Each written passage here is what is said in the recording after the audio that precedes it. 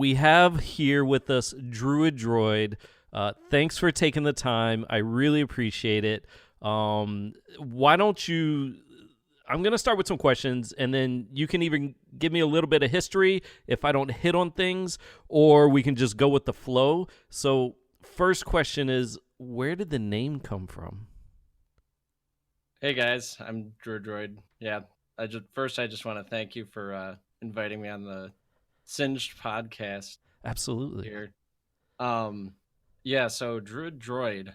This is a story from when I was 13, and I was playing a game called World of Warcraft, I've heard of it. and I made a druid that had an offensive name Mm, on it, mm, and so it got reported, and then I had to change it, yeah, and just kind of without thinking, I just typed in Druid Droid nice. and eventually I ended up uh, playing that druid a lot, and so it kind of just became my online persona name from then on out. And it just stuck with you. Yep, that's right. Very cool. Very cool. I'm not going to ask what the offensive name was. Maybe after, uh, maybe after we're done, I'll it's kind of piqued my curiosity a little bit. So, when did you start playing League of Legends? It was my sophomore year of college. Began playing age 19. How long ago was that? So that was 9 years ago. Wow. Okay. Yeah. So pretty long time ago. Um, and before we actually get into League a little bit, I do want to ask you a question. I did some research, and I saw you did this walk across America thing. Can you talk a little bit about that? Why'd you decide to do that? Oh yeah, sure. So I had worked, well, at first I had graduated college with an engineering degree, and I'd worked a couple years Mm-hmm. as an engineer, but felt kind of empty in my personal life. And one night I was just sitting on the toilet listening to some weird music or something, meditating. And I just had the thought of just like, I just want to walk to Las Vegas, just out of Wow. the blue. Like it came to me, and like all of a sudden it was like, oh my God, I really want to do this. Yeah. And so like right then that night I like basically started doing the basic preparations for the trip, and like putting in my 3 weeks notice and telling my parents and all this other stuff. I started like getting all excited for the trip, and so yeah, about 2 months later from that day I started on my adventure, and it was a it was a fantastic experience. Got to meet a ton of great people. Got to learn a lot about myself. Got to learn how to pitch a tent and camp out places and stuff. Mm-hmm.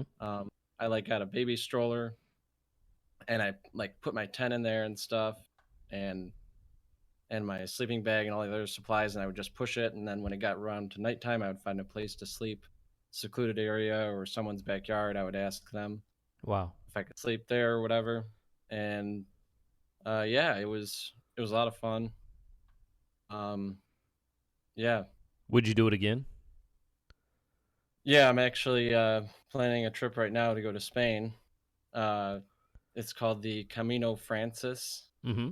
and it's a 500-mile walk. Wow. Um, yeah, across northern Spain. So I'm pretty stoked for that. Should That's be awesome. fun. Why'd you pick Spain? My coworker actually did the walk previously. He gave me his backpack, and it made a lot of sense to me Yeah. because it's like an actual walking trail as opposed to just like walking along the roads and stuff Yeah. Yeah. like I was doing in the United States. So yeah. That's awesome. That's awesome. It was really cool. I saw that when I was doing my research. I wanted to take a quick side journey to understand that. So that's really cool. Thanks Yeah. for that. So you're known. It's on your Twitter profile that you're the father of Proxy Singed, the inventor of Proxy Singed. And Yes, that's right. I am what's his name? Singe 420. I'm his dad. I need to add him to the list of people I'm going to be interviewing. I was thinking about him the other Yes. day. Yes, yeah. Yeah, he's definitely a really good proxy Singe player. He kind of carried the torch for me after I started playing a lot less. So, yeah. That's awesome. So yeah, I'm definitely going to reach out to him. So couple of questions though. I like I said, I did a little bit of research, and I saw something about asking about AP Burst champions that you want to play, getting recommendations for that, but not Annie or Rise. It looked like you were playing Soraka very seriously at some point in time, way back in the day. How did you happen upon Singe? Why did you decide this was your champion? I don't have a really good answer for that because like in my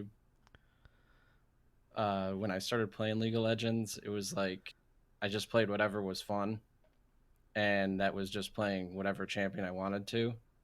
So I played actually a lot of Pantheon. Hmm.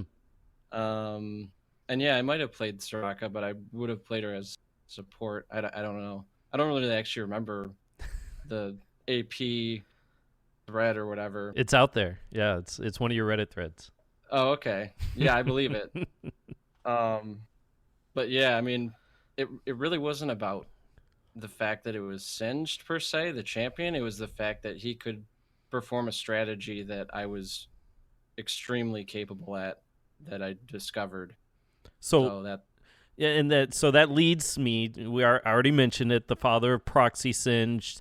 So first, describe. Most people know, but just in case, describe what proxying is, and then tell me how you figured this out. Why you decided to do it.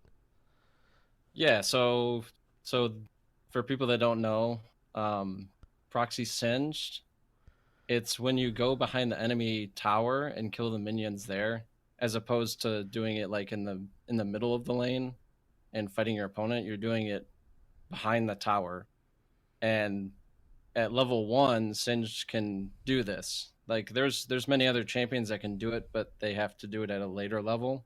Mm-hmm. But because Singed, his Q costs 13 mana, doesn't drain his mana much, and it damages the minions a lot from the AoE of the poison cloud, you're able to do this at level 1. And so that's what I became infamous for. I would go top lane and uh, just proxy the minions. How did you come up with this? Why did this even become an idea? Were the lane opponents too tough, or where did you get inspired to do this? So I originally did this on my main account in, I believe, 2012. Mm-hmm. This was when I started doing it. I actually got the idea from doing this on Shaco, where I would put like the Shaco boxes behind in between the towers. I Ah. actually made an account called Kill Shaco, and what I would do is I would go behind. I would basically proxy the minion waves by putting boxes, like stacking them, and then they would kill the minions. And it didn't work out too well, so Mm-hmm. then I tried it with Singed, and it actually worked out really well. But at the same time, I was going like 0-8 and 2-12 in my games, or whatever. My KDA was really bad, but my win rate was actually really good. And Yeah. so I was winning games, but I was also getting reported a lot. And so And that leads me to my next question. I'm going to read something to you. Maybe you remember this, maybe you don't. This is on June 11th, 2013. It says, "Hey everyone, my name is Druid Droid and I'm a Singe main. It was to my chagrin that my account has been banned for 7 days. I assure everyone that I always try to maintain a positive attitude, and I've learned that in order to deal with some of the downfalls, that singing is often the best route." I like that. "I've been playing Singed in an unroutine fashion. I farm creeps behind the towers at level 1. I try to distract their jungler, and it often results in early death. However, I found the strategy quite effective at earning victories and having fun. It's a blast. I often am able to carry a game with my routinely high CS, supreme tower pushing, and low gold bounty, which we'll get to later, as the game progresses. However, sometimes things don't go so well for our team or my lane, and my low KD count seems to garner report attention." So talk to us about the getting banned and what that led to. yeah, so the post you're referring to was in 2013. I want to take a step back Mm-hmm. um, and go to 2012. Ah, okay. Um, I actually just posted a link in the Discord to that thread, Yep. which is essentially a duplicate of what you just read. Um, but it was my first post that I made about this, about the proxy singed. So I did, like I said, I got reported in a lot of my games. I ended up getting banned in 2012, and I made a post, and a lot of people were not they didn't take too kindly to it. They said I was essentially feeding and that the strategy was not working and all this other stuff, even though I was continuing to say it was working, I was winning with it. Mm-hmm. They would say that, oh, well, you won those games because you got carried or something along those lines. Right. And so I got banned, and it kind of, it demoralized me. It was like, okay, I'm just gonna take a break from this. It's actually not a viable strategy because I'm just gonna get reported. Mm-hmm. And a few months later, so I had a level 30 account that was in bronze. I had actually purposefully lost a lot of games on Mm-hmm. it and dropped down, and this was like in season 1, season 2 days or something. I dropped down to 800 elo, Wow. and I played the proxy sin strat on this account. And I ended up winning 25 games in a row just solo queuing as proxy singed. Wow. And um so that was kind of like the rekindling moment of, hey, maybe this can actually work. Mm-hmm. And so I went back on my main in 2013, and my account, I played on all kinds of champions besides Singe at this point. And I had a ranking of silver 1. Mm-hmm. Okay. I started doing the proxy Singe on my main account, and in 2 months I had climbed all the way up to diamond 5. Wow. Or no, sorry, diamond 1 0 LP. Diamond 1. Okay. 0 LP, And, yes. and, and this was back in the day before Master Tier and Grandmaster Tier existed. So Diamond 1, basically almost Challenger, correct? Yes, this was when Challenger was 50 players. So yeah, Diamond 1 was the rank below it. And I was essentially playing these games against a lot of very good players. Yeah. And I was still winning with this strategy, right? So I did end up getting banned again after I'd climbed up to Diamond 1. Mm-hmm. And that was when I made the post in 2013. And that was when I kind of became infamous because the post got a lot of attention. It brought a lot of drama, controversy, because people were Mm-hmm. talking about, well, is it a legitimate strategy? Well, I guess it is because he's winning with it. But at the same time, he's feeding, he's not communicating to his teammates enough about his strategy and all this other stuff. And it was really interesting. I had a there were my league forum post actually made it to the top of the League of Legends subreddit, Mm-hmm. so that was kind of cool. And there was a lot of controversy and just talking about it and stuff. So No, but pretty the interesting. the replies that I remember seeing, people seemed in the 2013 post to be pretty supportive. Oh, definitely. Yeah, Yeah. And do you think that extremely. was because you proved that you could get to Diamond 1 with this? People started saying, well, maybe it can work. Do you think that's why they were more supportive? Oh yeah, definitely. The fact that I had achieved that rank was like legitimate proof that this was real. This was for real. This was a legitimate strategy that worked, Yeah. especially as we may talk about soon, because of the gold bounty that was Yep. set up back in that day. So, exactly. My next question, explain how the gold bounty worked, and then explain what Riot did to. First off, explain how the gold bounty worked, and then we'll get into the next thing. So I don't know exactly how it worked. Like I don't have the specific numbers, Mm-hmm. but essentially I think it's if you um die a bunch of times in a row, your gold bounty decreases more and more.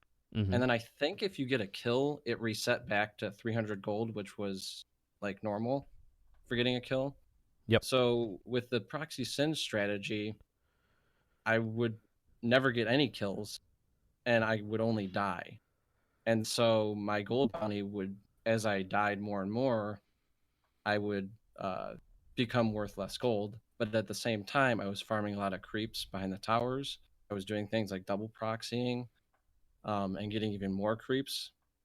And then I would be like 0 and 10, and I'd be behind the enemy towers taking away 2 lanes of their creeps, and if they killed me, they would get like 15 gold. And so it was basically a broken strategy, Right. right? Yep. Yep. So So so you were worth almost 0 gold, but at the same time you were getting a lot of gold. We didn't really mention it, but when you proxy, you're basically guaranteed to get every single CS. So you didn't have to deal with that whole strategy of being in lane and timing your auto attacks or timing your spells. So you were able to get a lot of CS, which gave you a ton of gold, even though you didn't kill anybody, correct? yes, that's mostly correct. If you do it right, then you do get all the CS, and also if the like say if the enemy top laner or enemy jungler is coming, then sometimes you have to forego some of the CS.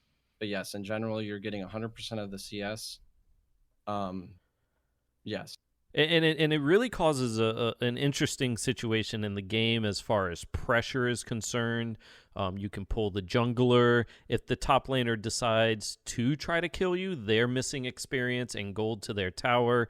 So it created this weird only singe type thing in the game, which probably led to the next thing of, and tell me how it feels to have a patch to one of the most popular games in the world basically directed at you.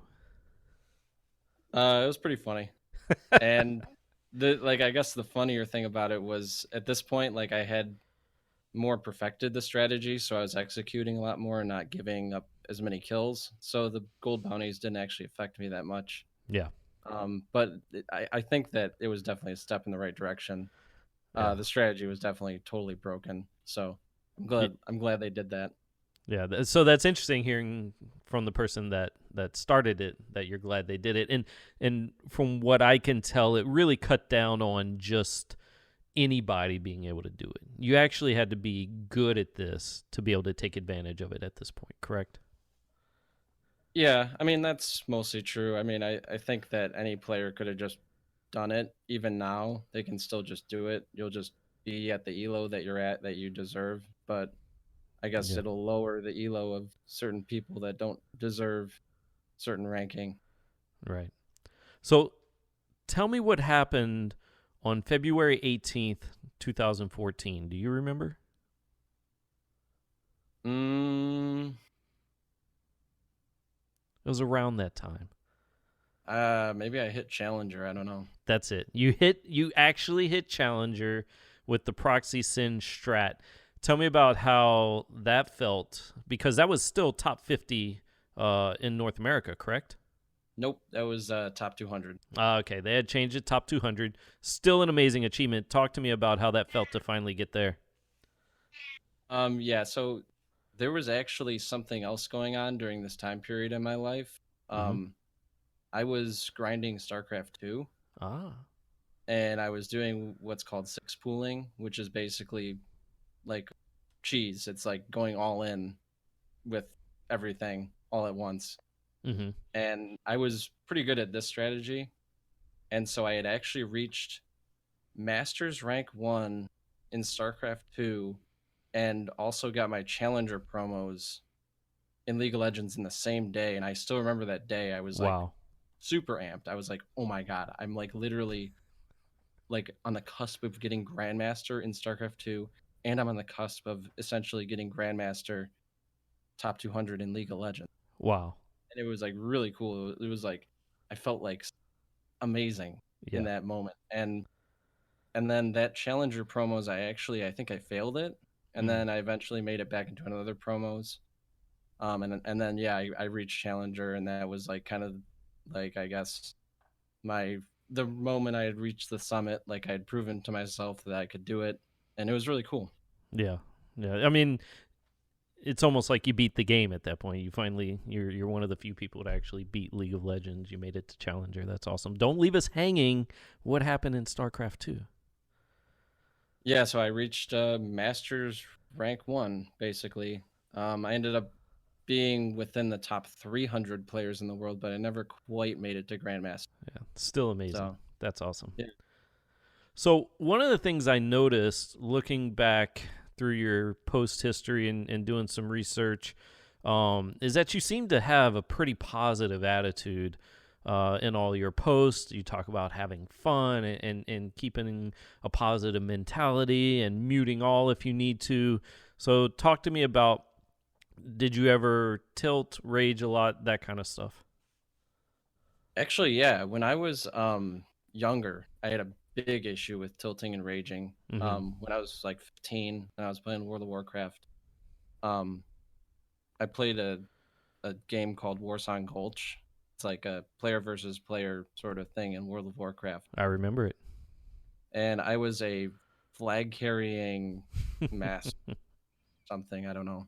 Mm-hmm. But anyway, so I played as a flag carrier, and that was actually like originally where I think I developed my proxy sync skills was from there. Mm-hmm. But I also raged a ton at people, and I guess I learned one day that the raging literally doesn't do anything. It doesn't help anybody. It doesn't help us win. It doesn't, it doesn't help me.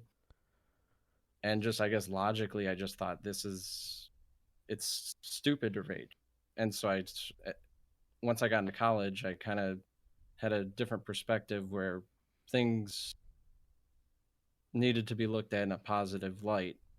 And so from then on, I was able to take in a positive attitude while I played video games and stuff. And it worked out really well because when you take a positive approach to something, you see all the opportunities that are there. And so when I was playing these games and I was having a positive attitude, what I was able to do was to play at the maximum capacity that I could play at. I was seeing everything that I possibly could because I was taking in every single opportunity and turning it into as much as I could. Mm-hmm. And just having that sort of positive mentality, I think is very important to grinding elo, and trying to achieve great heights. Yeah. Um, so that's why I try to stick to a positive attitude in video games and in life and stuff. So, Yeah.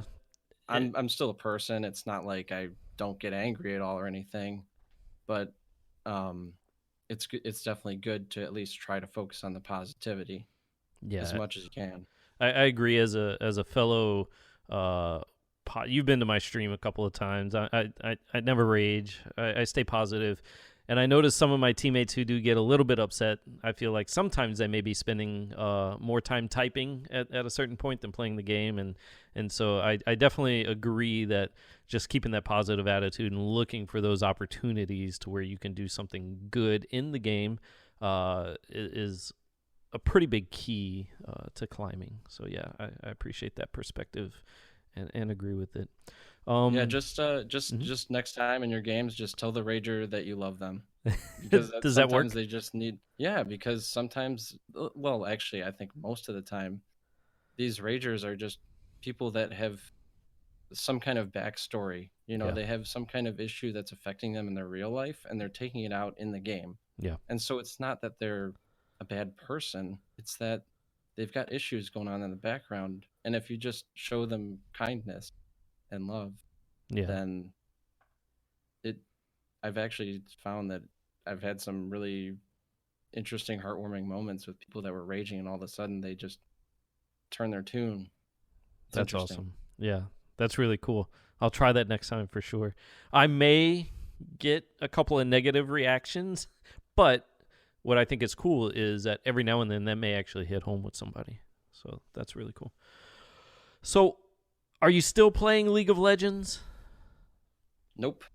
So what happened there? Why did you decide to stop playing League?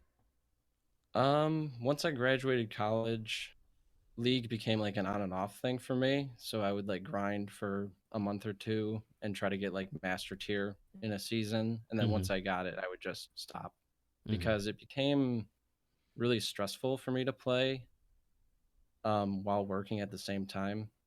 Yeah. So just I would, come home from work and I was exhausted and I didn't want to commit all my time and energy into trying to achieve something I basically already had achieved. Um, but I mean, I still pushed myself sometimes, but it became a more um, uncommon thing for me to play. And nowadays, I'm I'm just focused on other things. So, Yeah. and I don't have I guess the same feelings that I once did about the game. Like when I play, I'm not as into it. Like I don't have the same soul that's into the game. Mm-hmm. My soul is like elsewhere, I guess. And And so, why do you think that is? That's an interesting point. um, I think I just want to move on from video games mostly. Mm-hmm. I want to explore life. Like that's why I'm doing these walks and stuff. Yeah, I want to explore my potential in the world. that's awesome. Let's talk about Singed. Now, you say you really haven't played. Unless OPGG is lying to me, you did get a few games of Singed in this season, season 9. Is that correct? Yeah, I did play a little bit. A little bit. So, talk to me about. I want to know the low points and the high points of Singed. What were the glory days of Singed, in your opinion, and what were the darker days? And then we'll get into where you think he is currently. I don't even know. I feel like I'm the wrong person to ask this because I feel like I just try to play at my potential and I don't even worry about how strong or weak Singed is because I know that he's my pick. I know that he's the one champion that I understand the most. Um, so yeah, I've never really had a defining high or low point. I've always from seasons 4 through 7, I was able to achieve masters in every season, and I feel like it was due to my personal skill rather than where Singed was at. Now So, that being said, mm-hmm. I will say that when Rise was only doing his like clicky spells or whatever before he had skill shots, he was the most annoying thing to ever play against. And the low point in my Singed career was ever playing top lane against him. And if my proxy failed, it was like, oh man, it was so frustrating. Yeah, and as somebody who played against Rise last night in solo queue, I can tell you he is still super annoying because he has a point and click stun. But I'm not going to rage about that. That's not the point of this. So, did you see the latest changes for Singed? I did notice he was getting some pretty sweet buffs. I saw it was Searches. He posted a video on Twitter about him almost getting a pentakill with the new Singed changes and stuff. So yeah, Yeah, I think it's it's good that Singed is in the limelight. I think it's always good to have him in the pool, like in potential picks and LCS and stuff. I really like Singed as a champion. I think he has a really unique and good champion design, and I'm glad that Riot has decided to stick to it. They've reworked a lot of champions, which I highly disagree with that they did, but mm-hmm. it's nice to see one of the really old school champions just remain mostly the same, but they just kind of tweak him around a little bit here and there. And yeah, good. Yeah, so at the time of us recording this, the changes, he got a little bit more HP per 5 increase, so a little bit more health regen. His mega adhesive went from 60% slow to 80% slow, which really helped. And then his level 1E mana cost went from 80 to 60. And so I find myself being able to get 3 flings off before I have to back and get more mana instead of 2. So it's a nice quality of life improvement. And you're right, I love seeing Impact play Singed in LCS, for example. It's such a cool thing to see your main being played. And I think his, like you said, his unique play style really kind of throws the enemy teams off. So it's fun to have him around.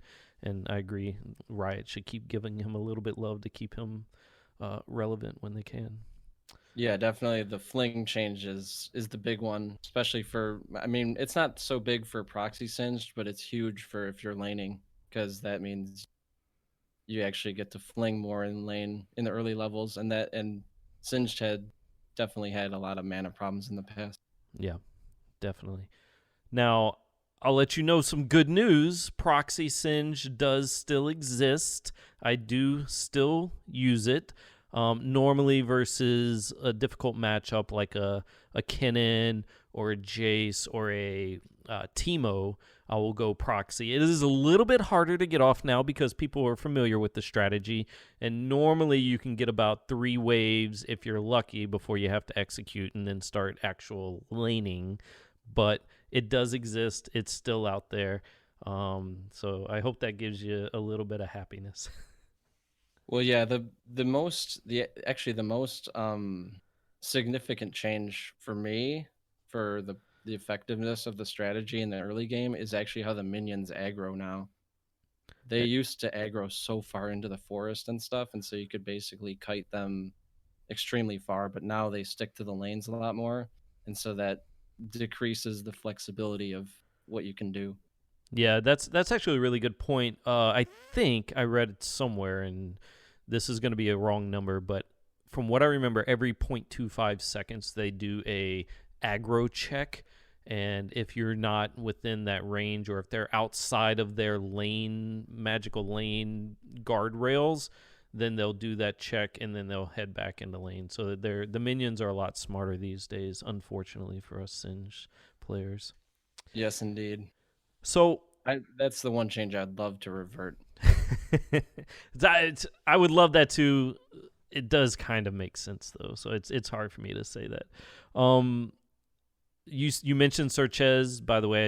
I'm gonna be interviewing him probably in a few weeks as well, so that'll be really cool because he's one of the big influencers. Did anybody? So we both know the grandfather of Singed, Inverted Composer. Did you use any of his guides or anything like that whenever you were starting up with Singed? No, but I did become good friends with him. Inverted Composer. He was a master theory crafter. Yeah, Like he actually made his own website that calculated the best gear path for like all champions. yeah, Like it basically took their abilities and then their AP ratios or AD ratios and was able to calculate. I don't know how he did it, but it was able to calculate like optimal builds and stuff. yeah. I believe the Um, website was something like League of Math or something like that, yeah, which I yeah. argued with some of the builds his AI came up with. But it was really cool that somebody was so passionate to build something like that, and then having that analytical mind to figure out all those different build paths. It's just crazy to think about. Yeah, it feels like he was a genius in that way. He's a super cool dude. So I'm trying to reach out to him. I think I already sent you this message, but if you have any way to contact him, I'd love it. I remember, and now I'm just kind of reminiscing a little bit, but I remember watching his guides of the wall flings. Whenever I could pull off a wall fling, I felt like a god. The sky auto attack is something else he talked about. There used to be a thing called invisible poison, to where if you had your poison on, you ran into the bush, the poison trail disappeared. Do you remember all those things? I do. I never actually really did most of those things. So yeah, but I do. As the proxy singed, I guess that kind of makes sense. Yeah. Yeah, like the invisible trail, I never did that, but I did sometimes do the sky auto attack, but I actually also noticed that the sky auto pauses your movement for a bit, and when Mm-hmm. you're trying to run away from somebody, it's actually better to just fling them and keep running rather than to auto attack while you do that. Yep. So that was actually what I normally did. And then I did do some wall flings. Those are pretty fun. Yeah, those are fun when you can pull it off. So let's talk about really quick the biggest nerf in Singe history. You used to be able to laugh while running. Can you talk to me about that? Yeah, so that's definitely one of the most broken aspects about Singed, and I'm really glad there was that patch where they added a laugh to his fling. Yeah. I feel like that definitely compensates for any laughter that he can't do while he's running. Um, because I don't even have to press a button and he's already trolling. So, Exactly. you I know, mean, so the tilt that you could get into the enemy player as they're chasing you and dying, and you're constantly laughing without having to break stride. It's hard to put a value on that. yeah, there's a couple moments that I've had where it's level 1 and I'm deep in the enemy jungle and they found me and I'm running away and I've got 4 people chasing me and I'm able to get away with either a slither of health, or I'm able to somehow dodge all the skill shots and execute into a tower, and it's like the most satisfying feeling in the world. It's way more satisfying than like getting a pentakill. I It's amazing. I agree with you. I'm right there with you. Like Um, that is what singed mains like love. yeah, I feel, at least I do. I love the feeling of just those narrow escapes and like dodging skill shots and just being as annoying as humanly possible. It's better than any pentakill. agree completely. I think a lot of people out there would argue that point, and I think maybe something might be wrong with us, but I'm right there with you. I completely agree. Yes, Um, we are twisted. so I've asked all my questions. Is there anything else you wanted to say?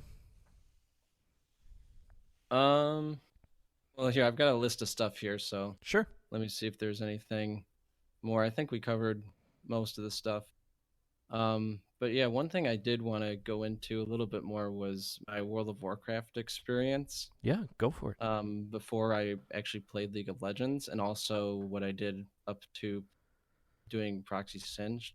Mm-hmm. So, as a teenager in high school, I got into World of Warcraft, and I got into what was called twinking, which was like playing at a certain level and then min maxing your character.